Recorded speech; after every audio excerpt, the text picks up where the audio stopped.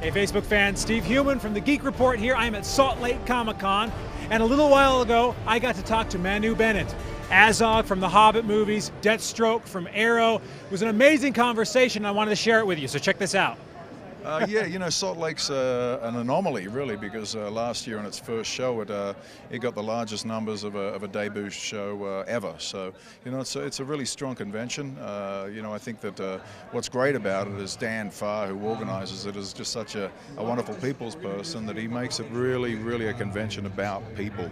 You know, like I was just up on stage a second ago, and you know, they brought on the kids from the Make-A-Wish Foundation, you know, and you know, I offered $1,000 to one girl's charity because her dad was there standing right next to me with his daughter in his arms, and she's going through chemotherapy at the age of, like, you know, 5. So, you know, these are the elements that are strongest when it comes down to community sort of events like Comic-Cons, and Dan just has a way of doing it that everybody's involved, and it all just comes out right, you know. Do you feel that in this circumstance, you know, you represent a lot of characters, and in certain circumstances they're bad guys, but do you feel that in representing those characters for people, it gives you an opportunity to kind of inspire, even though, you know, like you're playing Deathstroke and stuff, but you still, these kids still look up to you?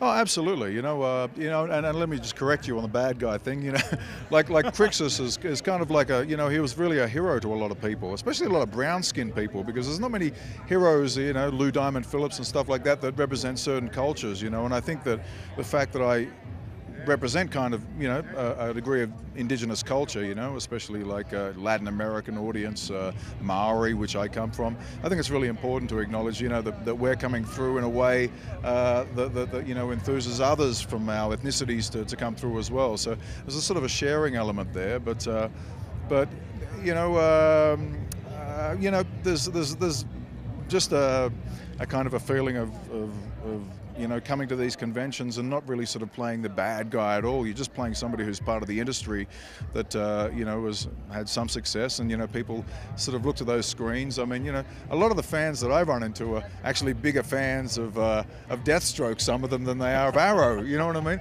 So you get people who pick and choose the characters that they follow, and you know, at the end of the day, you know, you're just on the screen really bringing kind of like impact to people on the other side and an emotional journey.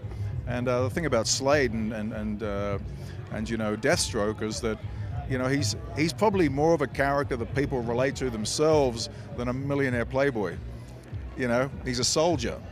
You know, I get a lot of military guys come up and say, hey, we love Slade, you know, and to be honest, the way that I got the role is that I met some special forces guys in Kuwait doing a USO tour, and they showed me a chokehold that I then went and used in the audition, and I won the role by choking out the reader. Long story, but that's what happened. But, you know, there's kind of like you know, there's an association to the characters that I play that I think the everyday man or woman gets. Well, I think Deathstroke's really resonated with a lot of people. I know my nephew just loves your character. Yeah. One more question. Anything you can tease for the upcoming season of Arrow? I know a lot of people are really excited. Oh, I don't think I'm going to stay in that purgatory prison for too long. I might start up one of those cocktail bars on Lian Yu, you know. Come out there and there'll be Deathstroke with a little hotel resort on the island. What a great guy. It's really amazing to meet some of these people and find out just how down to earth they are and how fun it is to talk to them and just talk shop and the perspective that they have on the characters that they play. Well, we got to take a commercial break. We're going to have more Geek Report in just a minute.